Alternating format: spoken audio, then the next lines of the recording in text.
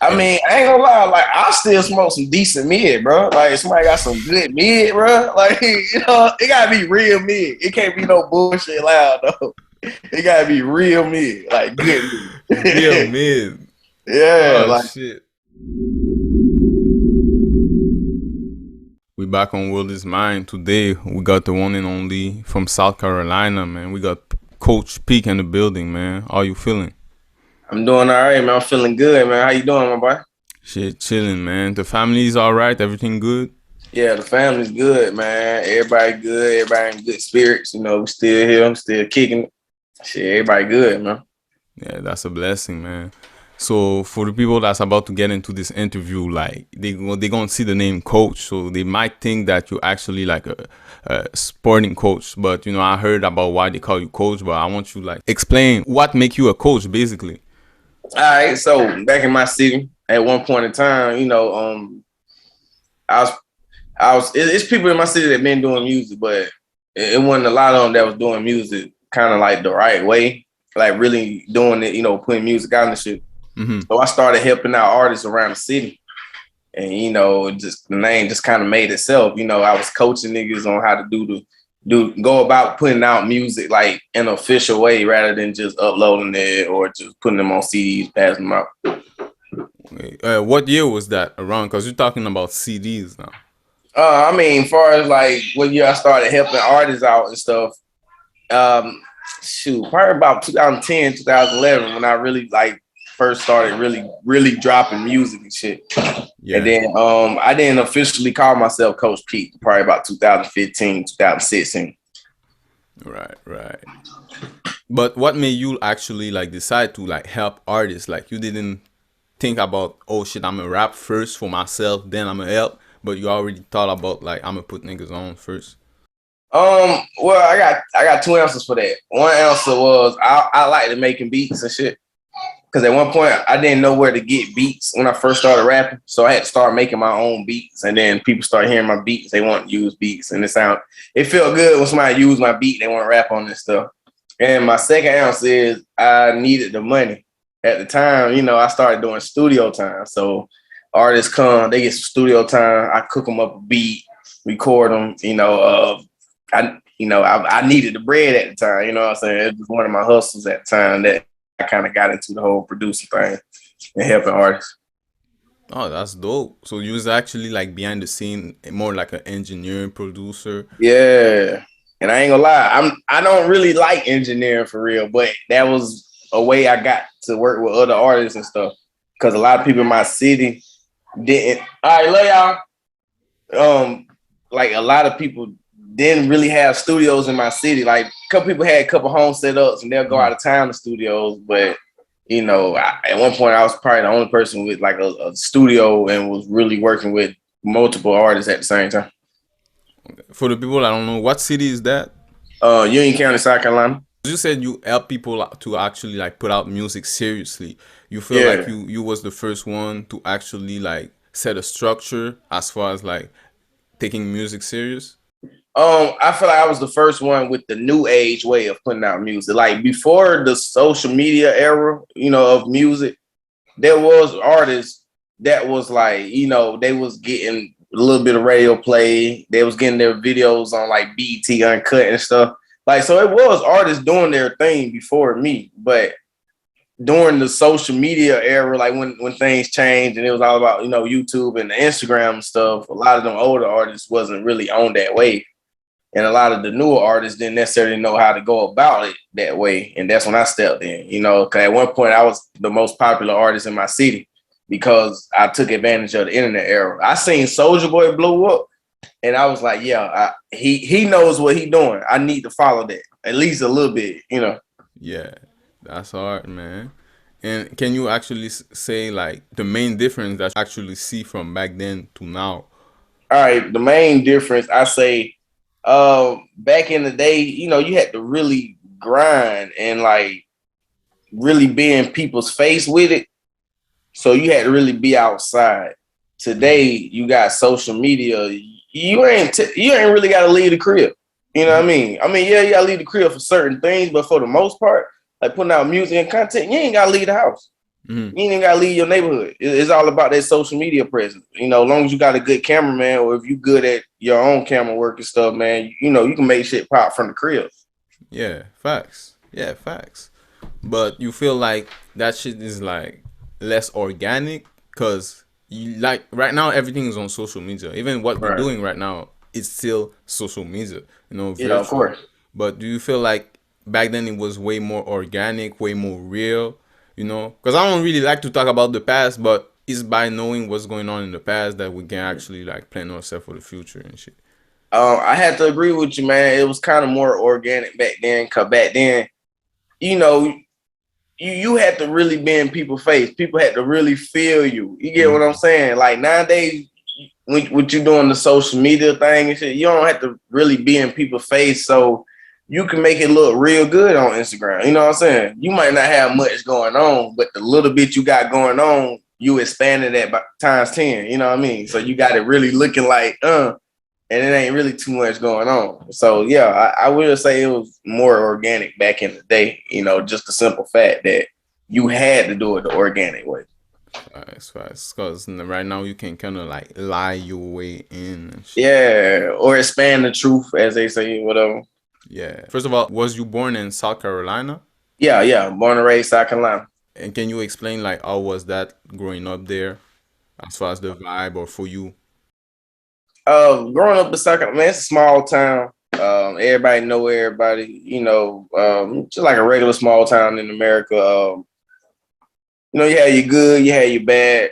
I wasn't a bad kid, man. I just wanted to be cool as hell, I guess. You know what I'm saying? I was smart. Yeah, I had good grades, but I also wanted, you know, to be the clown, get the girls and stuff. You know what I mean? You know what I'm saying? I didn't have a hard life. I made my life hard. If that makes sense, you know, like, cause I had the best of both worlds in my family. You know, I had gangbangers and drug dealers in my family, but I also had like, you know, 9 to 5 working men and, you know, honest working people too, you know what I mean? And I don't know, you know what I'm saying? But as far as like the upbringing in Union County, like, it, the city's slow, you know what I mean? It's a small town. Like I say, it's slow. Ain't really too much to do. We ain't even got no bowling alley, you know what I mean? Like, so yeah, to really go out of town just to do shit and have fun for real. And you have like a good memories from there? Oh yeah, I got good memories. I got plenty of good memories. You know, I still stay in Union County now. You know what I mean? I got plenty of good memories and stuff. You know, but you know, I got some bad memories too. Though. Yeah. It was there already music around you when you was young? Yeah, because when I was young, my grandma made me sing on the choir. You know, that was that. You know, my grandma and my mom, them, they was always heavy in the church. We always went to church. You know, singing. You know, my grandma still got a piano in her living room. You know what I mean? My aunt used to play the piano. I got cousins that used to rap. I got cousins that sang in like groups and shit. So yeah, music always been around. You know, I knew probably since I was 5 or 6. Like I want to do music. Okay, so for you it wasn't just something that everybody do in my family. You was already interested by that. Yeah, I was definitely interested. I just like the music, man. Um, my first love really was like playing the drums. Like that. That's what I really took an interest in, playing drums. That was the first instrument that you learned? Yeah, playing the drums. And then I learned a little bit about the keyboard. I ain't gonna say I'm efficient at the keyboard, but I know I do a little something. But the first thing I learned was the drums. It's not really common. Like the first instrument that someone plays a drum, actually. Like you learned that in school or you had one at your house? Um, I have took it up in school, you know, being part of the band and shit. But you know, I learned that outside of school in the church. You know, when we used to go to, first of all, my cousins on my granddad's side, like a couple of them played the drums in their churches. I thought that shit was cool. We used to go to church on Sundays and they be beating on the drums. You know what I'm saying? And Yeah. they rocking. I thought that was so cool, man. I was like, yeah, I want to do that. You wasn't in like a band after that as a teenager? He said, like, what after what playing the drums? Nah, I probably stopped playing the I probably stopped playing the drums when I was like 18, 19. Like when I went off to college and shit, I stopped playing the drums. Oh, that's hard, man. I always wanted to have one when I was a kid, but my mom was like, "Yo, that shit expensive, and that shit make too much fucking noise." Bro. I, She didn't have that. yeah. I about to say I basically had to finesse the church into getting the drum set because at one point we didn't have a drum set, Yeah, but church had a meeting. They bought a drum set. They needed a drummer, man. I just kind of started playing the drums one Sunday. ah, that's dope. And did you play other instrument? Um, like I said, I played the keyboard a little bit, and if you know how to play the keyboard, you just about know how to play like xylophone and like any other percussion family. But that's about it, man. I don't really not play too many other instruments. I want to learn how to play the guitar though. Yeah, that's good, man. Always trying to expand and shit. But was the love for being an artist was actually there, or it was only the love of like doing music? Like you didn't thought about it like I make music to become an artist. I just make music because that's what's around me. Shoot, that's a hard question. I ain't gonna lie. Probably just doing music because I love music at the time. Because honestly, I started off making beats and like being on the desk and stuff for my cousin who rapped. So I had to say I just doing music at first before I found out I really wanted to be the artist. Yeah. And I also heard that your producer DTM is relate. Yeah. DTM, that's my little brother. Okay, so y'all were in church playing music together. Nah, to be real, man, he 10 years younger than me. So when I was in church playing music, like he was little. Like, Okay. he kind of was still in toys and he wasn't really interested in the music. He sung on the choir, but he didn't really get into the music till like years later. Oh, okay. Did you went to high school with 63 Huncho? Nah, them boys younger than me, man. 63 Huncho went to school with DTM. Okay. Yeah. Shoot, I'm about to say I didn't meet 63 Huncho probably till 2017. Cause my little brother, I want to say DTM. I want to say DTM graduated 2016 or 2017, but that's when I met 63 Huncho. Yeah, them boys about 9, 10 years younger than me. When you was in high school, was you like freestyling? Oh, in high school, I was really trying to put out music. Like, I used Dat Piff. You remember Dat Piff? Yeah, thatpiff.com, yeah. Yeah. So, I used to put my mixtapes on there and then press up copies, pass them out of school. Like in high school, I was popular as hell in high school, especially like my 9th and 10th grade year. Mm-hmm. Cause that's when I really was like going hard with the music, like putting out music. That's when they had my mixer ringtones. I had like ringtones going around the city and stuff. So I had a little buzz my 9th, 10th grade year. And then like my 11th grade year, I got in trouble at school and I got kicked out of school. I didn't come back to my 12th grade year. Then when I came back my 12th grade year, I kind of fell back from the music for a little bit. So you actually started really taking music serious young. Yeah, real young. Even when I took that break my 12th grade year, like I was still working on music. I just wasn't putting it out. I was trying to get through school, trying to make sure I didn't mess up in school again. And then once I graduated, man, I started right back putting out music. And you remember circumstance of you recording like your first song? To be real, recording my first song, if I got to be for real, I recorded my first song for real probably my 4th grade year, man. I had a HP desktop and it used to have the mic built in the top.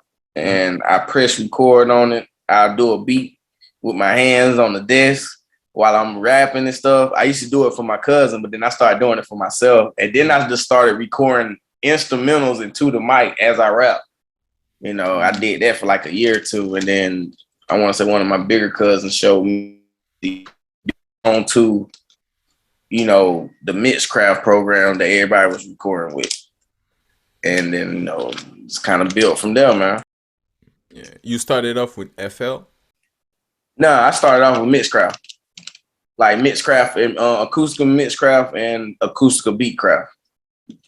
Yeah, I didn't get introduced to FL to maybe a couple of years after that, like probably my 9th grade year.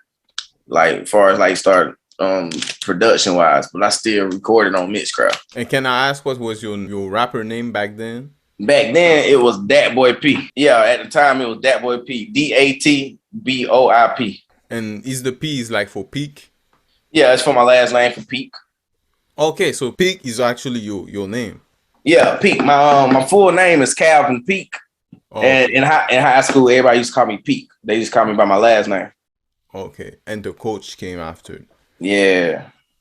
And how was that to have like the superstar status already in high school? Like you were in high school, but you already a rap Oh people. man. You didn't think about dropping out? Nah, my people didn't play that, man. You know what I'm saying? They probably would have been kicked me out the house. So, nah, man, because I was, like I said, I was smart, man. I was good at school. I just want to be cool and little bonehead shit. But far as superstar status or whatever, that shit was cool, man. My ninth grade year, I know for a fact I had like 12th graders want to give me some booty. You know what I mean? Like, I'm hanging with older kids, like people in my grade. I wasn't even hanging with them. The only person I probably hung that was close to my age was my cousin, and he was in the 8th grade. You know what I mean? Yeah. And everybody knew him too, like, cause we had did songs together. Like, man, I ain't gonna lie, my ninth grade year, man, that shit was lit. That was my best year in high school, my ninth grade year. Cause everybody in my grade was like hanging with ninth graders. I literally got 11, 12th graders fucking with me hard. Want to hang out, inviting me to parties and shit. You know what I mean? Yeah. So that shit was lit. Yeah, man. Actually, that type of confidence, actually, I feel like that should boost you in life, not just Yeah, in yeah. music. But yeah. So when after that you graduated, you already had music. You said you stopped, you took a little break, but you were still recording. Yeah, my 12th grade year. Yeah. And when did you actually start putting out music again? I remember my 12th grade year, after I graduated that summer, I want to say that July, around June or July, I put out a song. This was my first time fucking with TuneCore. I signed up for TuneCore. And TuneCore, will you distribute your music? Oh, okay, distribution. Okay. Yeah, so and I distributed a single through them. This is 2011. And it did whatever it did. Mm-hmm. And then I remember I did a song called Jig. I shot a video. My stepdad paid for the video. And shit, I just worked it from there, man. And ever since then, it's been on. And all this time you always wanted to be a rapper. You never thought about think doing like something else or like thinking about another job or like another dream, or rap was always like your main focus in life. Rap, rap was always my main focus. Like even when I went to college and stuff, I went to college, to get a degree in mass communication to do radio. But that plan was based off rap, and I was like, okay, I'm gonna become a radio host Mm-hmm. and plug myself in. You know what I'm saying? So rap was always the main focus, regardless. I was in even when I moved, moved in the dorms my freshman year of college. You know Mm-hmm. what I mean? I was rapping, like, passing out CDs in class. I got the studio set up in the room. Like, man, you know what I'm saying? Rap always been the main focus. But as far as like other careers, like it still revolves around music, like being a music producer. Like that's number two. Rapping is one and music producer is number two. And number three is acting. Number three is what? Acting. Like acting, film and stuff. You was doing plays in high school or like when you was young? I did plays like in middle school, but I didn't do plays in high school. But I took drama in high school though. Like I took drama and I took drama too. I don't think I made it to drama GT, but I did take drama. And I also took theater 101 and 102 in college. You know what I'm saying? But as far as like doing plays, I never like really did no plays in school for real, except when I was younger. You still thinking about like getting into acting today? Oh yeah, yeah. Like I've been auditioning all year. You know what I mean? I can't really say what I auditioned for, but I have been in a film. I've done some extra work for a lot of films. Done some cameo shit, and a couple of my videos I actually try to do like little skits in them and stuff. Yeah, man, I'm consistently still acting and auditioning and stuff. Taking acting classes and all that. All right, that's hard, man. That's hard. Sure. Always expand your art. That's the goal. Because what I'm gonna do with acting, if say I get booked for a film, which has happened with the other film I was in, I plug my music in as well. I let them know, hey, I make beats, I produce. I also, artist. And the one film I was in, they actually used two of my songs and two of my instrumentals. Can you name the movie? The movie is called Truth or Dare. It's out on Amazon Prime, directed by Joy Evans. All right, that's great, man. And how was that experience for you to actually like have a real movie like they fucking with my music? It was dope, man. You know what I mean? I ain't gonna lie, acting is harder than it looks. Like, I found that out. But it was dope, man. I had fun doing it, you know what I'm saying? And it was dope when we go to the premiere, looking at it on the big screen. I see me, I hear my music in the background, like it's a surreal experience, man. I always wanted to do this as a kid and then, grow up to really do it, rather it's on a big scale or a small scale, like still, it's just the fact that, we doing it. Yeah, dream come true basically. Right. If we look at like your SoundCloud, your first song actually lasts from 6 years ago. The song is called 10 Toes Down, right? Right. Yeah. What actually was that actually like the first song that you actually put out on your SoundCloud under the name Coach Peak? Um, nah, I had other songs. Well, Be Real's 10 Toes Down was out before I even uploaded it to SoundCloud. But nah, man, I had other songs on my SoundCloud, but I took them down because I don't know. Sometimes I get in my mood where I like, all right, I don't like the song no more. I'm gonna take it down. But I had shoot, man, before I like did a little cleansing on my SoundCloud, I had songs on there from like 2012, 2013. You know what I mean? They just ain't up there no more though. You know what I mean? But 10 Toes Down was probably the first song when I really changed my name to Coach Peak and like started like going hard with the Coach Peak. 10 Toes Down was probably the first song I put out as Coach Peak. Yeah, because you say you was there since 2012, so you seen like the whole music evolve. And what I fuck Yeah. with is like you actually like was able to follow with all that because now if you listen to your song, the instrumental that you use is actual. Even with the lyrics, the flow, that shit Right. is like present. But if we look back at your old song, we hear the beat, like we can see like okay, this some like 2010 type shit. Yeah. Yeah. And do you feel like with the streaming era, I don't want to consider you as like a whole head, but like I guess you was there when they used to like pass CDs and shit. Yeah. And do you actually think it was way easier when it was like face to face than just like post music online, then everybody can see it? I can't say it was easier. I had to say it was probably harder back then, with the passing CD, actually having to get out, get in people's face, because I feel like it's kind of easier now. People might not think it's easy now because there's so many people doing it because it's so easy. But if you know how to hustle and finesse the social media, then it's easy. You know what I'm saying? You literally you can just create your profile. Like you can fix it up how you want to. You record out the comfort of your own home and then share it with the world. You know what I mean? Not saying it's as simple as 1, 2, 3, but it's a lot easier than what it was back in the day. You know, cause think about it. Back in the day, you couldn't just connect with DJs and blogs and stuff through social media. You know what I mean? And emails and stuff for real. Like you had to really know Plug people. be plugged in.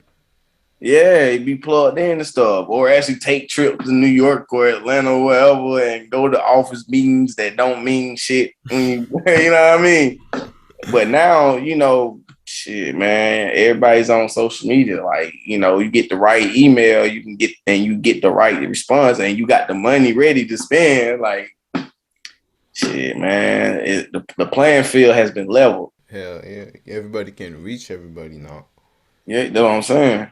And you was talking about doing music from your own home. If we look at like the working on it video, I don't know if it was your house, but you're actually like in a home with like we see the whole studio setup and everything. All right. Was that your house if you remember? Now my people's crib. But do you record at home?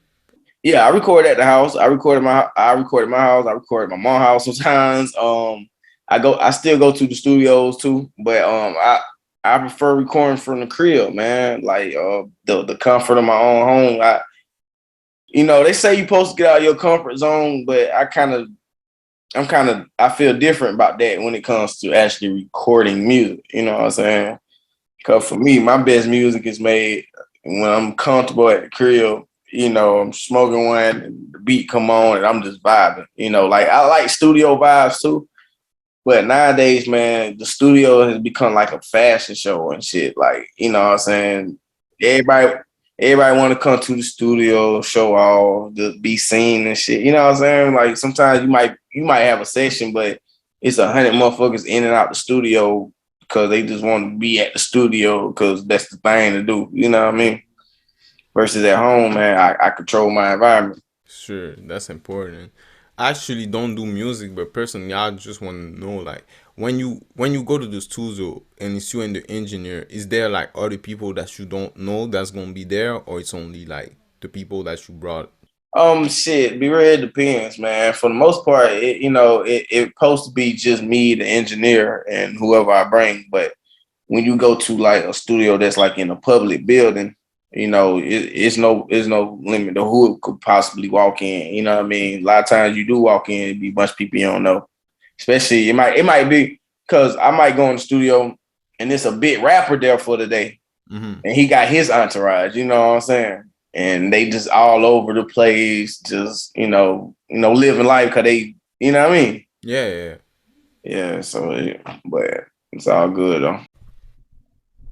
So right now we see that your first song is actually at 6K. Then you got another song called For You, it's at 13K. Then another song called 25, it's at 12K. Even like Cutter Goods at 17K, and like a lot of song got actually a lot of traction. And even though you said like you was already rapping, people already knew you, but was you surprised to see those numbers? Because SoundCloud is really like 70K is actually a lot. 8K on a song is actually a lot. Not really. Cause I work with various people when it comes to like promotion and stuff. So I kind of expected it to do something like, not trying to sound cocky, but I kind of, when I make a decent song, I kind of know like, yeah, this about right here. I honestly want more views. Like I feel like them low to me because I done seen artists, they get 100K easily, no problem. Like they just throw some bullshit on SoundCloud and they jump up to 100K. But I mean, I can't say I wasn't surprised. I'm grateful though. I'm grateful for the numbers and the views and people who actually like and share, reposting and stuff. But but I'll be working with people as far as like marketing and promotion, so I kind of expect shit to what I mean, do what it do. Not everything don't hit. You know what I'm saying? Some songs might be a dud in certain areas. I mean, you know what I mean? Because everybody ain't gonna like everything, but I am grateful for what do pop. And Thank if you. you could give a percentage, all like, let's say we take talent and we take promotion or just marketing in general, like Right. what's the right percentage that you feel like marketing might take over talent or talent might take over marketing, or it's really a 50-50? I ain't gonna say it's 50-50 because honestly, talent nowadays don't mean shit. Cause you can get lucky with a hit. You know what I mean? I had to say shit, man, probably 80-20 or 85-15 talent over, not talent, sorry, marketing over talent, because you can know how to rap all day. You can know how to make dope beats all day. But if you don't know how to market and get out here and talk to people or connect dots or hustle, just plain out hustle, man, you're not gonna really get too far with this shit. That's my take on it. You gotta know how to market and hustle. Because with so much music out nowadays, you can't just take a song and put it in somebody's face and expect them to just fuck with it off rip. You basically gotta like foreplay, like set. You know what I'm saying? You gotta, you know what I mean? You gotta bust the move. You know what I mean? Kind of wet them up, and then boom. You know what I mean? Yeah, because people hear like good music all day. That's what I'm saying. It's so much of it. There's so much music out here because it's so easy for somebody to just upload a song and they especially if you got a lot of friends on social media already. Like say you already popular in your city and then you start doing music. And then it's good. You know what I mean? It's easy for them to just get shares and repost it everywhere. And you feel like an artist, well, it always depends, but do you feel like an artist should like, in general, should like focus on getting himself known before actually rapping, like get himself as a person known. So when he start to rap, like you said, it's way more easy because he already know a lot of people. He's already connected. It depends on your approach in music. Like if your approach is strictly just to be famous off of music, then yeah, I would suggest doing that. But if you really like doing music, I mean, I suggest you make music whenever, before you pop, during you pop, and after you pop, all that. Like always be working on music. That's if you really into it for the music. But I'm like I said, if you just want to be famous and popular, then yeah, get known around your city before you do the music. And actually, what is your reason for you to do music besides the fact that you like it? Was my reason? We said besides the fact that I like it. Oh man, shit, I can tell you then, man. Cause I'm all right. I can't say this. It's therapeutic for me. You know what I mean? Besides me loving the love of music. If I'm upset or I'm sad or hell, if I'm excited, whatever mood I got, I can express it through music. And it's therapeutic. You know what I mean? And it's fun. Like it's fun to make a hot ass song. You know what I mean? You hear a hot beat, then you get on there and you actually turn out the light of the song. And shit just fun to me, man. Like I have a ball doing it every time. Yeah, man, that's great, man. That's a good actually like pastime to have and shit, a good hobby. And what is actually like a studio session with you? Like, what's your recording process? Like, how do you set everything up like from the start? Depends on where I'm at. Like, far as a studio session at home, man, shit, I chill. I cut the beat on. All right, well, cut beats on. Listen, pick out a beat I like. I roll me one. I smoke. I vibe, and then as I'm smoking, I'm writing the song on my phone. And then by the time the blunt go out, the song usually be wrote. You know what I mean? And then I just record. Now, if I go to a big studio, them studio sessions be quick. I ain't gonna lie. I already have my music ready. Like I got the beat ready. The engineer probably already got it before I even get in the session. So I got the songs wrote. I literally go in the studio and get in the booth. Like I don't even really do too much talking, none of that shit. Hey, what's up? I get in the booth, tell them cut the beat on, let's go. You know what I'm saying? I see so many artists waste money and time in the studio. Like they might book a 4-hour session and do one song. Like hell no, I ain't going for that. You know what I'm saying? I booked 4 hours. I'm trying to do at least 5 songs. Yeah. That's just how I'm working. You know what I'm saying? Yeah, I feel you. Because like it's money actually.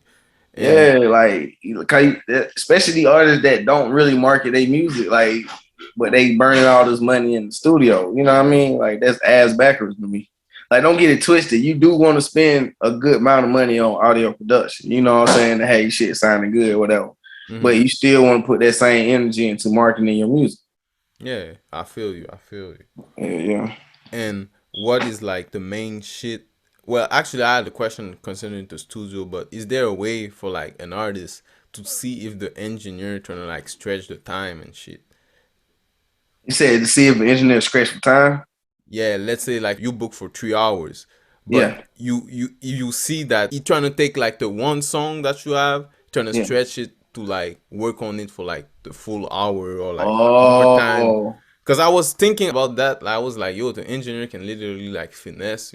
Yeah. I ain't gonna lie. I haven't had that problem. I have heard of that happening, but it usually happen to guys who don't care. You know what I mean? They just like the fact of being in the studio or whatever. But I'm thankful that hasn't happened to me. I haven't had a situation where an engineer just, purposely killing my time. I actually had instances where I went overtime and they didn't charge me for it. You know what I mean? You know what I'm saying? They was like, I ain't gonna, you good on, because, they working on it on their end. Yeah, so, but I haven't had that problem. But I have heard of that before, though. Oh, okay. I just wanted to know because I really didn't know like if people actually did that shit. Yeah. Oh, nah, niggas do that shit though. They you know what I mean? People do slimy shit all the time. You know what I mean? I just ain't had that problem yet. And do you know if there's like a reason that make people fuck with your music so much? Because even if you want more numbers, we look at your numbers, that shit is like kind of high. Well, if we take like from the overall the whole SoundCloud scene, like in the underground, you actually have good numbers, good stat. Like, what make you feel like? What is the reason that people fuck with your music so much? Shit, man. Um honestly, man, I think people fuck with my music so much because I'm just like really an open book. Like, if you follow me on social media, you know, like I get to it as it is. You know what I'm saying? Like, you got a lot of artists who kind of try to basically put a whole filter on their whole life. You know what I mean? Mm. I feel like I expose myself to my fans, no filter. You know what I mean? I'm a regular person. You know what I mean? I make music. You know, I go through shit like regular people. You know, I'm not a major artist. I'm not a major platinum selling artist. I do all right on the underground tip, but you know, I'm still. You know what I mean? Mm. You know, and then I've been recording and doing music for a long time. So, you know, I'm not ashamed to put myself out there on Front Street. Like, hey, you know, even though I've been recording for a long time, I still haven't made it. I'm still out here. You know what I mean? Yeah, I think you got people that appreciate that. You know what I mean? I think this because they love like to see the passion and shit. Not only the passion, but you not like complaining about, oh, I ain't blow up yet, whatever. Because you don't mind, I guess, because you like that shit. Right. You know, I mean, I still have fun with it. You know, I got other endeavors I do to make money. So the money ain't really the problem. You know, I literally get to wake up and do what I love to do every day. You know what I mean? I might not be NBA young boy, but I'm still Coach Feet. You know what I mean? And you know, I still got the opportunity to make shit happen, man. And the small fan base I do got, I appreciate them. You know what I mean? They keep me afloat. Is there like a hustle that you have that you can say on here? Oh yeah, like studio time, you know, selling beats, promoting for other artists, like little promo shit. Like somebody want me to post them on my story, I might charge $20, $30 or something. Yeah, yeah. I sell features. You know what I mean? Shit, and just about whatever else, man. Like, shit. Yeah, that's just about it. You know what I mean? It's a Yeah. couple other hustles like that, but you know, for the most part, whatever got to do with music, basically. You know what I mean? And you feel like that's because actually that's a good thing because I don't know if there's like a word for that, but you actually know how to do like a lot of shit in the music, not only like on the real music shit like rapping beats, but you Yeah, also know how to do like behind the scene work. yeah. You know what I mean? And a lot of the shit, really, you just middleman.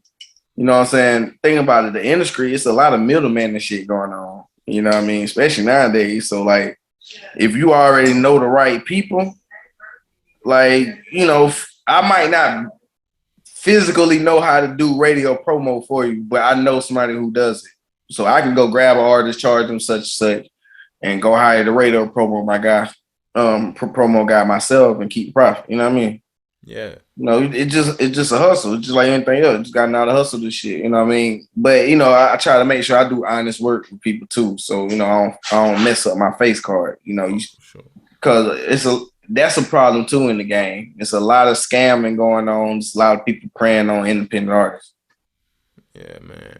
Yeah, man. Actually, you just said that like not even like just before the interview. Like one of my people, he called me. He's like, "Yo, the promoter is trying to like tell us that we have to sell tickets for him.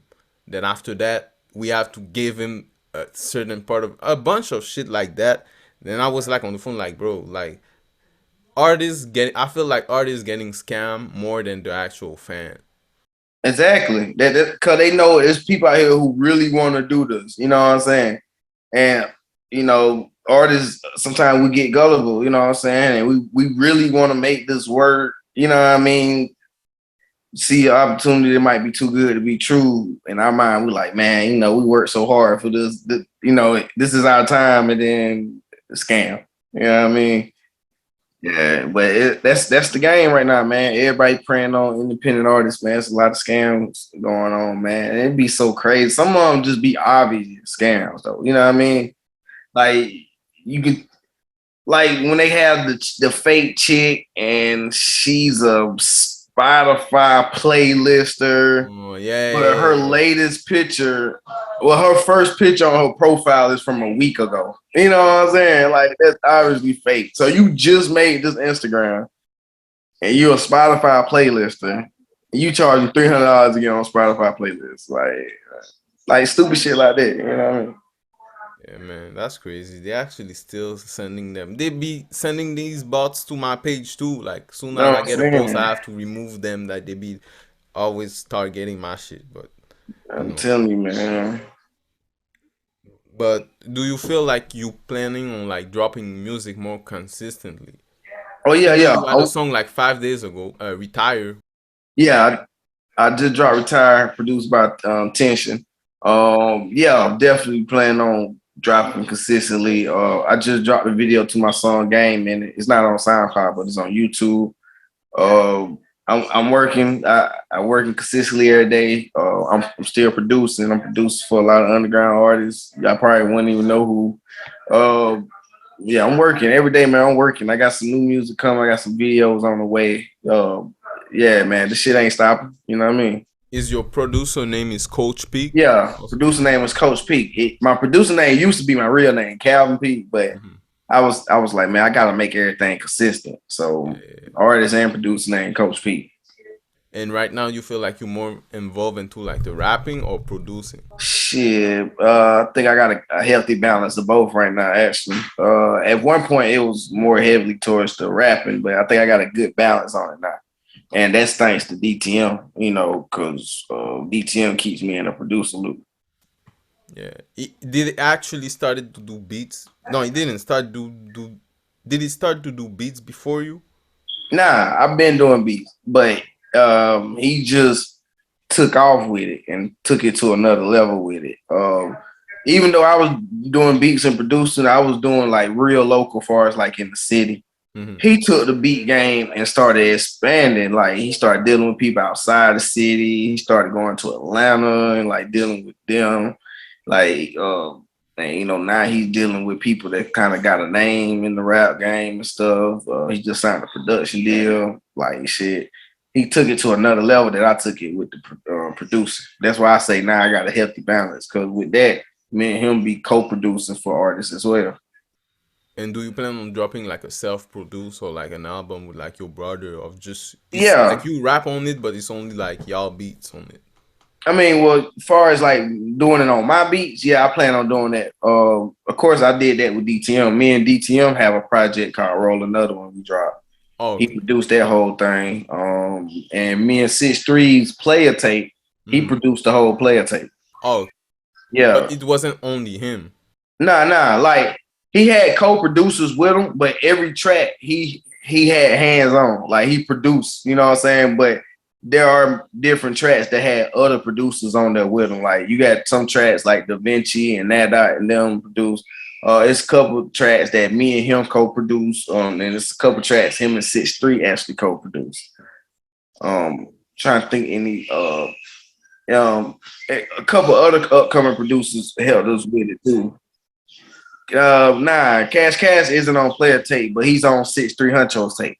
Oh, okay, okay. My Yeah, he's on 6'3 Huncho's tape, that volume one. But on the player tape, we got Mojo. I want to say Nerd Coke is on there, I believe. I think Nerd Coke and DTM collab on one. I know he's on 6'3 Huncho project for sure. mhm. But yeah, that's like I said, DTM did the whole players tape, but we also had co-producers on there as well.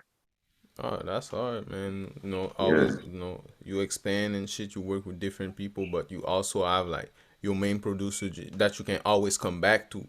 Because Yeah. also, do you feel like you have better chemistry, like to have a producer that you actually know personally before like the rap? If he give Um, in front of you and shit, you able to like, no, change this, change that. No, I don't like yeah. this. No. I mean, our chemistry is good, but I must be honest, like DTM has a different sound than what I use. Mm-hmm. So when we do collab, he kind of has to come down to like what I type sound that I kind of like. 'cause if you listen to the DTM production for all his other artists, and then you listen to his production for me, it's different. Mm-hmm.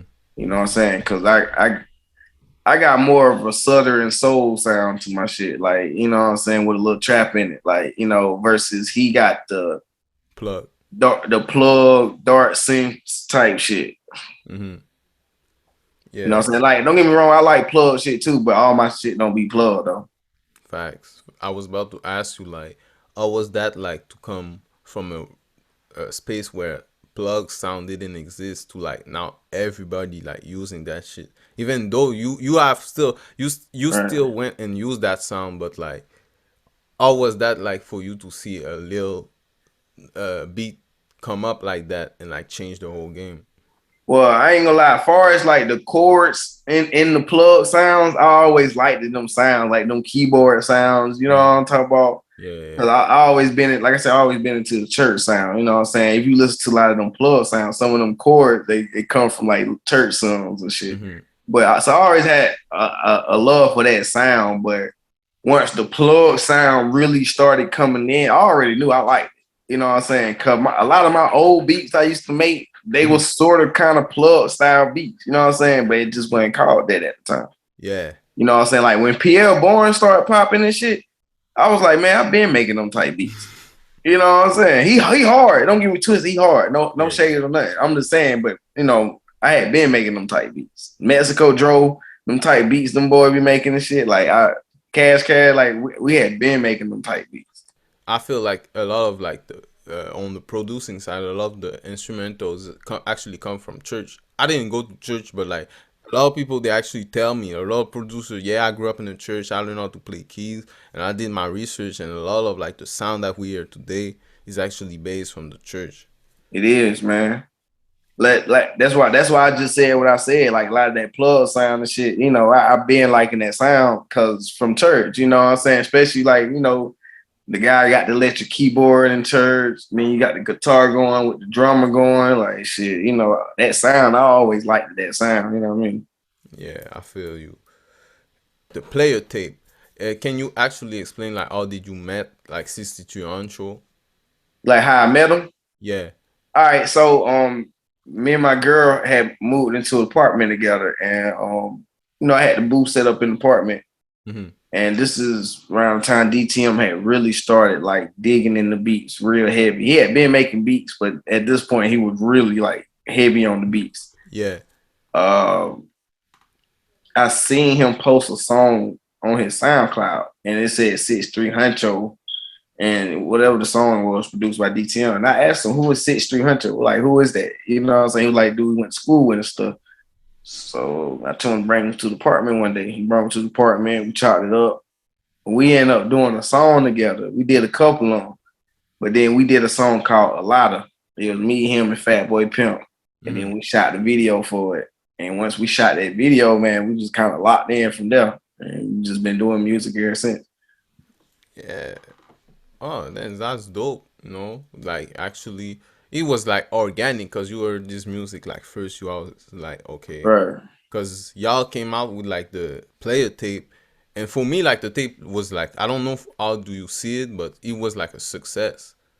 Yeah. As far as like on a small scale, yeah. I mean, I got a lot of good, you know, good reviews about it and stuff, man, especially around the city and stuff. Cause, you know, in my city, artists they collab and stuff, but ain't too many artists like doing whole projects together for real. How can you actually describe like the South Carolina scene from your point of view? All right, from the music point of view, South Carolina scene is not really organized like that. It's kind of like a free for all in South Carolina right now. Like you got different labels and different cliques and stuff, but as far as like, you know how at like Atlanta and New York and LA, they got kind of a structure to their music scene. Like South Carolina don't necessarily have that structure to the music scene. Is you got a bunch of showcases, you got a couple of blogs, you know what I mean? Got radio stations in Columbia, Charlotte, and I want to say Myrtle Beach, a couple other places, but it isn't like a tight niche music market. Like it's just like a free fall. Like I said, you know what I mean? We got artists down here that do got deals, but we don't have a major artist that's representing for us. Like the closest thing we got is the baby, and the baby is from North Carolina. You know what I mean?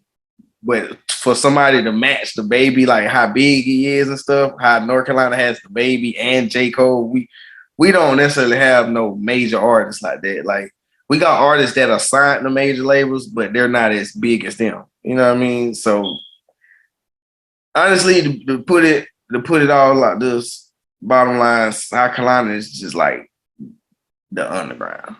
Like when you think of underground rap, you just about putting South Carolina in there. So people just be starting to rap there, but they eventually like move out into bigger cities. Yeah, you know what I'm saying? They move in the bigger cities or they just start rapping, you know what I mean? Like it's a lot of rappers that still rapping that's been rapping. It's like me, you know, it's just the market slow down here, and then these clubs around here, they rather give their money to the bigger artists than the local artists who got a buzz. Like if you're a local artist with a buzz, they feel like you should be honored. They even want to book you, so they might not necessarily try to pay you like that. Mm-hmm. You know, they might let you come out, perform, not charge you, let you get a free VIP or some shit, maybe a free bottle or something. But They you know, charge they'll you. go get a major artist and treat them with the best rollout, whatever. You know what I mean? I actually understand what you mean because there's like podcasts in my series. They be talking about that, like the promoter, not just promoters, but people in clubs. They Yeah. don't treat local artists the same way that they gonna treat like artists that come from the United States and shit like that. Right. It's just a hometown thing, man. You know, we see somebody we grew up with, and they famous. It don't hit the same as seeing somebody that we don't know, but we know they famous and shit. Hmm. Like it's like it ain't just our cities, every city's like that. Atlanta's just so big that you can blow up on one side of Atlanta, Hmm. everybody know you over there, but and they might not look at you like you a big superstar, but you go across the city, and this part of Atlanta is full of people who ain't really from down here and shit. So they Hmm. see you and they starstruck Yeah, it's always depend on where you are located. fast. Really. And do you have like actually, I didn't find one, so I'm asking, do you have like a solo project? Because I seen a Oh lot of yeah. single. I mean, I got a couple solo projects. I actually had to go back look at my discography and make sure I say the right ones because it's a couple of them I took down. But I got Playbook, Hard Times, Good Hard Times and Good Vibes. Shit, what's the other tape I got? Got a couple other solo projects too, and I'm working on one now. Working on one now that might be out probably November. Trying to work the summer with the singles and stuff. Do you have a name for it yet? Nah, not yet. I don't have a name for it yet. Did you call it the playbook because your name is Coach? Yeah, yeah. I tried to play off my name, Coach Pete. This is playbook. You know what I mean? Did you ever do a show? Yeah, said did I ever do a show? Yeah. Oh yeah, I do shows. You know what I mean? When they book me and call me out to do them. Yeah, I do shows. I did a show about a month ago. Okay. In Slumberg, called Club Deuces. It's a club called Club Deuces. I did a show out there. Yeah. You like that shit? What, performing? Yeah. Ah man, I'm on the fence with it, man. Sometimes I like performing, sometimes I don't. I'm be real, like I gotta be in the mood to want to perform. I'm gonna keep it already real with you, man. Especially on the underground tip. Like I hate performing for a dead crowd. Like Oh yeah. it's life draining. Nah, I see we got a pretty solid crowd for the night, and they really fucking with my music and shit. Like I love nights like that, but like performing for like dead crowds and have empty clubs. I know it happens. That's part of the game, but man, this shit is so life draining sometimes. You know what I mean? So I'm kind of on the fence about it. Sometimes I like it, sometimes I don't. How do you feel like Coach Peak fit in the underground scene right now? Like if I know it's kind of like a weird question. If you want, I can rephrase that. Nah, that's a good question. Nah, that's a good question. You on the SoundCloud underground scene, man, you got a lot of artists who are on the same type vibe, like the gang, shoot 'em, auto tune kind of vibe. I guess I don't know. And then you got a nigga like me. I kind of bring the southern soul, you know, it's still raw, still street Yeah, music, whatever. But I got a old head approach to it, as you know can say, like, you know what I mean. Like yeah, you can tell I come from that era, like the Pimp C era, basically. You know what I'm saying? yeah. I feel like you do like I said that shit to 63 Huncho actually, like you do like stoner music. Yeah, you know what I'm saying? We definitely smoke a lot of weed and shit. You know, weed is part of my, you know, musical endeavor. You know what I mean? Definitely a lot of stoner music in the process. Yeah. And how do you feel like that should help you with the music? Cause some people they say like they're stoner in real like on the daily, but they say yo I don't smoke when I'm about to record or when I'm about to write. Some people say yo I need to smoke. It always depends on the person. So this is why I'm asking. I'm gonna be honest with you. All right. I get more shit done when I don't smoke. Mm-hmm. I get more work done. But I'm more creative when I'm high, if that makes sense. Big facts. Yeah. Yeah. Like, because when I'm high, I'm more spaced out, so my mind goes different places, and I'm not so zoned into one style of music. I'm kind of Mm-hmm. I got ideas everywhere. When I'm sober, I'm just zoned in. I'm focused. So if I got this beat and this topic, that's just what it's gonna be. I'm not gonna really do too much experimentation with it. You know what I'm saying? You know, but the work ethic better. Like I get more shit done versus I'm high. You know, I'm more likely to I'm gonna get the song done, but I'm kind of chill in the process. You know what I'm Mm-hmm. saying? Yeah. Yeah. Yeah, I mean, I'm still ain't gonna waste too much time, especially if I'm in like, you know, somebody else's studio and I'm booking time and shit. Yeah. Yeah. But if I'm at the crib, I'm liable to just, hey, I might got the song done, but I chill an extra 20, 30 minutes because I'm so high, you know, and zoned out and I'm feeling the beat so much, you know what I mean? So it's just kind of, it's pros and cons to it. And you feel like creativity or work ethic, which is the most important for you? What, creativity or the work ethic? Yeah. Um, I had to say the creativity. You know what I'm saying? Because even if I'm theoretically speaking, even if it take me a week to do one song, like say I'm working on one song for a week, you know, if that song hot is hot and it's gonna be worth it. Versus, if I'm working and I done recorded 20 songs in 4 or 5 days, but don't none of them hit, I just wasted a bunch of time and energy on a bunch of bullshit. What is like one thing that you're trying to obtain with the whole music? Like, what is like one, not necessarily a milestone, because this like no, I got a question for that, but what is like the reason why you do music, basically? I got you. I want to be a part of the culture. Like I want to be one of like okay, for example, Clifton Powell. You know who that is? He's in all the hood movies. He played Pinky on Friday. He might not be a Denzel Washington, but he's a part of the culture. Okay, Like okay, okay, okay. I mean, Denzel, of course, is a part of the culture. Like I would like to be Denzel too. You know what I'm saying? As far as that status too. Now don't get it twisted, but I'm saying I just want to be a part of the culture. Like I want to make my stamp in the culture. Like you know what I'm saying. So when Coach Peak name comes up, you know I'm a part of the conversation. You know Yeah, what I mean? a household name, basically. Yeah. Even if I'm not nationwide, like regional, you know, artists in South Carolina, we talk about niggas in South Carolina. Oh, Coach Pete was hard. Like, you know what I'm saying? You know, it's like them football players who never made it to the league, you know what I'm saying? But they still got that high school fame. You know what I mean? Like, yeah, old boy was good back in high school. You know what I mean? You know, people niggas still like that. It still feels good to them. You know what I mean? And is there like one thing that in life that you want to accomplish, or like I know you are like you said earlier you're a father, but is there like one thing that you want to accomplish or like you wanna obtain in life? Obtain, accomplish. I ain't gonna lie, like you said, I wouldn't mind winning a Grammy. You know what I mean for music or acting. You know, I got kids. I'm married already. But as far as like accomplish, shoot, man, own some land. You know, own a couple businesses. You know what I'm saying? Like I'm invested in stuff, but I don't own nothing yet. You know what I mean? But own a couple businesses.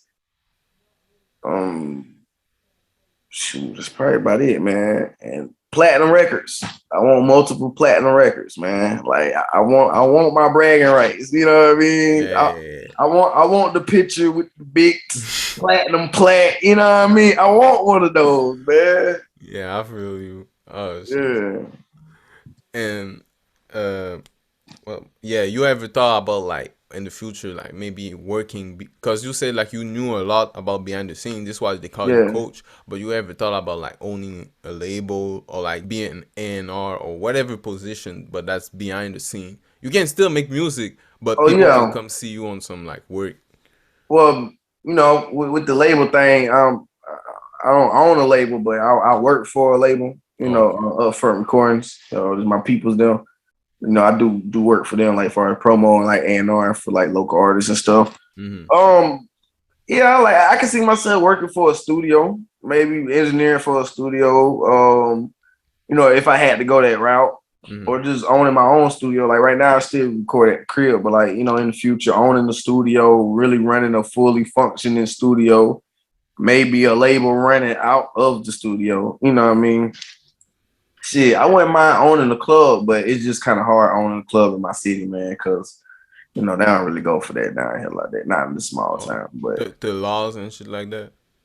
yeah, because you know it's like a redneck town, and they set in their ways, so new shit kind of like scares them. You know what I mean?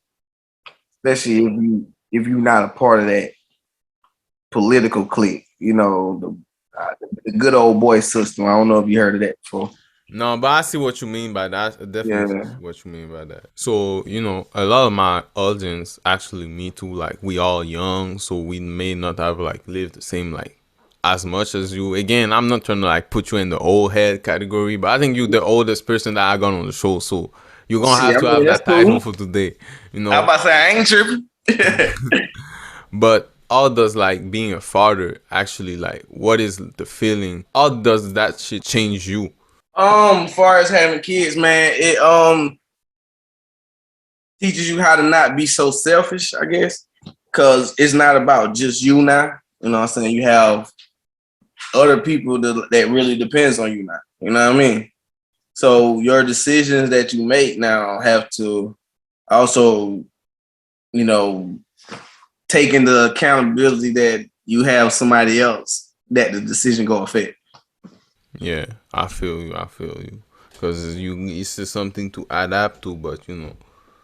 Right. And uh, actually, I want. Well, this question I should ask like when I started. Your name is Yeah. Coach, but did you ever play sport? Because you even got the song "Retired" with Tom Brady, and I was wondering. Yeah, I played sports back when I was younger. I played baseball. I played baseball till I was probably in the eighth grade. I got cut from my baseball team eighth grade. And I never picked up sports as far as like school ball ever again. I played football till I probably like in sixth grade. You know, I liked the football at first, Mm-hmm. and then I fell out of love with it because man, it used to be hot out there with the football pads on and shoulder pads and shit. I ain't gonna lie, my sixth grade year, bro. After that season, I was like, nah, I ain't doing that no more. You know what I'm saying? Even when I went and tried to play seventh grade at middle school, man, like I was like, nah, this is not for me, man. Like this ain't it. Oh shit. Oh. Yeah. But you still fuck with the sports now? Like, do you watch like sport on TV and A shit? little bit. I mean, I play sports games. I watch a little sports, you know what I'm saying? I like the Lakers and shit, but I like the old Lakers, like Kobe Lakers. Like, you know, the LeBron Lakers cool too, but you know. Mm-hmm. But I can't say I watch it like that. You know, I can't sit down and have a whole conversation and tell you who's the latest and doing what. You know what I I feel mean? you. But I do watch sports when I can catch it. Yeah, I feel you. I always like feel a little fear when I ask this question because someone gonna ask me like, "Though did you see that?" I'm like, bro, I really don't know what the fuck's going on. Like, Listen, I'm telling you, man, my cousins don't get to talking basketball and shit. I might know 1 or 2 things that happened, but then they talk about 30 shit that happened. I'd be like, man, and then they be talking about this player that. I'm like, I don't know who that is. If it ain't about LeBron or Curry, don't ask me no You questions. feel me? LeBron, Curry, Durant, maybe. Like, I don't know nobody else. Oh shit. Oh, man. And actually, like I had like a question that I always ask to my guests. What is your main principle? If you want, I can explain. Basically, something that you stand on, something that you will go and tell your kids. What is like Coach Peak key to life? Oh man. Shit, man. One of my main principles I had to say is like code of conduct with your family, man. Like being loyal and honest with your family and shit. You know what I'm saying? Not saying I'm perfect at it, but you know, when coming up, I was real big on family. Like, you know, I always been close to my grandma, my mom, my dad, stepdad, like my family, like, you know what I mean? Brothers, cousins, you know what I'm saying? So family is like kind of one of my biggest things, you know what I'm saying? And I'm not saying that just because you kin to somebody, you family, because you can be kin to somebody and not be family with them. You know what I'm saying? Yeah, But like them people that's really there for you, people that's really in your corner, your tight niche. You know what I mean? You know, you can tell who's family and who not. You know what I facts. mean? So, you know, Yeah, so that's one thing I'm real big on, family, man. yeah, I feel you. That's real. And this like my random question. Like at the end, Good. you say you fuck with the weed and shit. Like, do you have a favorite strain? Favorite strain of weed. I ain't gonna lie, man. I like gelato. I like gelato. I don't know. I had to say like gelato. And, man, it was some shit my cousin had one time, man. Damn, I forgot the name of the shit. It was so good. I don't know the name of the shit. It maybe was cherry pie, maybe some shit. Oh yeah, yeah, cherry pie. Cherry That's a pie real thing. shit. Yeah, That shit was smoking, man. That shit was smoking. yeah. Um, yeah, really. You know what I mean? Like, but you know, as long as it's good weed though, I ain't really too much tripping, you know what I mean? But gelato and cherry pie, you know, when they say that, my eyes get like shit. Yeah, I don't know, like shit. Oh, this shit, don't wrap them up. Yeah, roll that shit up. You know, back in the day, I used to like Perp and White Widow. You know what I mean? Yeah, yeah, yeah. You know, that's back in the day. Shit. I guess that's not in style no more. Maybe I guess I don't know. I mean, it's like basically these strains they use it to mix it with other strains, so it's kind of like I up got there you. still, you You know know. what I mean? I And mean, I ain't gonna lie. Like, I still smoke some decent mid, bro. Like, if somebody got some good mid, bro. Like, you know, it gotta be real mid. It can't be no bullshit loud though. It gotta be real mid, like good real mid. mid. Yeah, Oh like shit. you know what I mean. Hey, as long as the weed good, I ain't tripping, man. But yeah, cherry pie and gelato though. I hear them names, I kind of be like, yeah. I feel you. You a backwood blunts or paper guy? I like Optimos, man. I ain't really too big on the backwood trend, bro. Like, you know what I'm saying? I don't knock the young niggas for smoking them, but I just feel like them shit's kind of disgusting to me. I don't know. You know what I Disgusting. mean? A little bit, man. I don't know. The Russian cream straight. Russian cream straight. I get Russian cream, they props. You know what I mean? But Yeah. other than that, like the regular flavor, and I don't know, man. That's just me. You know, I don't knock nobody for smoking backwoods because you know if you roll up a backwood around me, I'm gonna hit you. You know what I mean? Yeah, for sure, for sure. You know what I mean? But I ain't too big on the backwood. You know what I mean? I Yeah. don't know how to roll the shit for real or nothing. I feel you, bro. Like, just quick anecdote. One time I remember, like, somebody brought me backwoods. Like, the flavor was called blue. Oh shit! Like, the package was blue and the Right. written was like blue. Little, I was like, what the fuck? Then I opened one of the backwood. It had fucking, we call that, like, not even mold, but like, I don't know if it's called mushroom, but like a bunch of like green, yellow, blue I know, spot on it. I was like, what man. the fuck is that? And this is when like the virus just started. So I was like, whoa. Ain't it? They trying to give you the virus, bro. Yeah, they passing that shit to the backwood, man. Oh man, I'm about to say I ain't really too big on backwoods, man. But I mean, if somebody roll one around me, like I say, I smoke it. You know what I mean? But Fact. if I got to choose, I'm getting the Optimal. I mean, I still smoke a Swisher. I ain't knocking Swishers, but Yeah, yeah, I'm an Optimal guy though. yeah. Actually, never smoked a Swisher a day in my life. I gotta For try that real? shit. We don't have that shit in Canada. I For mean, we real? What the, do. Yeah, I mean, we do, but we have to go like to the ends in and shit like that. It's like 3 hours okay. away. I'm not driving for that shit. Shit, what y'all usually smoking out there? Like backwoods, papers. We got like ham wrap and shit. Oh, okay. Shit. Okay. Yeah, that's just straight. Y'all got raw cones? Hell yeah, yeah, yeah, yeah. Yeah, I like raw cones too. I ain't gonna lie. You know, stuff it, twisted it. Yeah, I like raw cones too. Yeah, I I ain't gonna fuck lie. with it too. Do you have like any hobby or something that you do that's not like in music that people might, your supporter might find surprising? Let's say, I don't know, you cook, you a vegan or whatever, like anything. Um, I mean, I do cook, but I mean, I guess I could cook to eat, not necessarily hobby. You know what I mean? But hobby wise, man, I play video games, man. I'm a video gamer. I'm more of a retro gamer, man. Like Oh, all the retro games, I be on it. I download emulators and ROMs and shit. I still got a Sega Genesis. I got a oh, Super Nintendo, Sega Saturn. I got all the old consoles. You know what I'm saying? Like I'm a heavy retro gamer. I mean, I play new games too, man. I'm yeah, on the yeah, Fortnite, the Warzone, Grand Theft Auto Online and shit. But I'm a big retro gamer, man. yeah. You play Fortnite actually? Yeah, yeah. Coach Peak Aces 4 on there, man. You see that game complicated as fuck. It is, bro. Like I ain't gonna lie. Like when I first played, man, like I was playing against little kids and they Mm-hmm. would beat my ass, bro. Oh, Like, punishing me. You know what I'm saying? Like, yeah, it's complicated on there, but once you get the hang of it, though, it's fun. Now. I done came in yeah, first place a couple times and it felt good, man. But yeah. when you get certain kids on there that be playing and You man, on they there be all bad. day.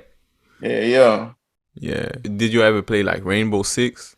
Oh man, yeah. I used to play Rainbow Six like on the old shit, like on the Nintendo 64 and like the Sega Dreamcast and shit. I can't tell you I played like any of the new ones, like or the new Tom Clancy games or whatever. Yeah, But like yeah, the old Rainbow Six, yeah, I used to play all of them.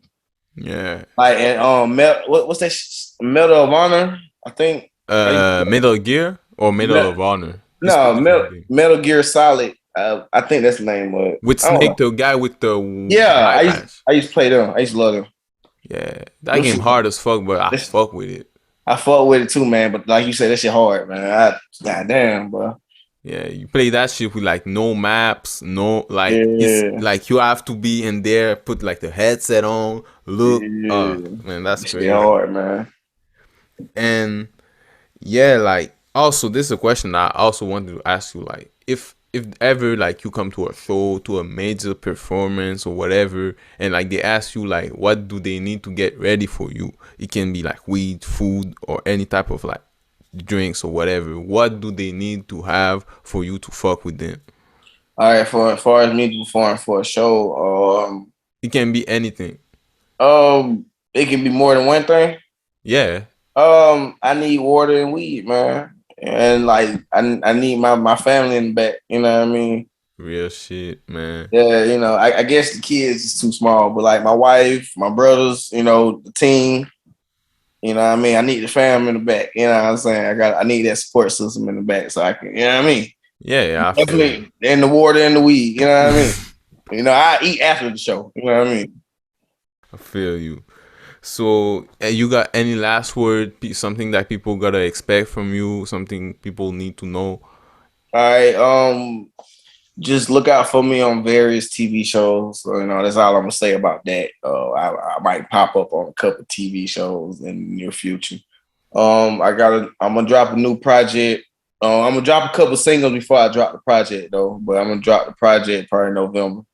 Mm. Just be on the lookout for new music videos, man, and be on the lookout for produced by Coach Peak singles from other artists as well. That's it, man. For sure. Listen, Coach Peak, we appreciate you having putting up on there on Willie's Mind. Y'all make So, sure y'all check out his music, his beats, everything that he got going on. All the links in the description. It's your boy Dark. We was on To World Is Mine TV. I'm gonna be back with some more, and I'm fucking out. Let's get it. yes, sir.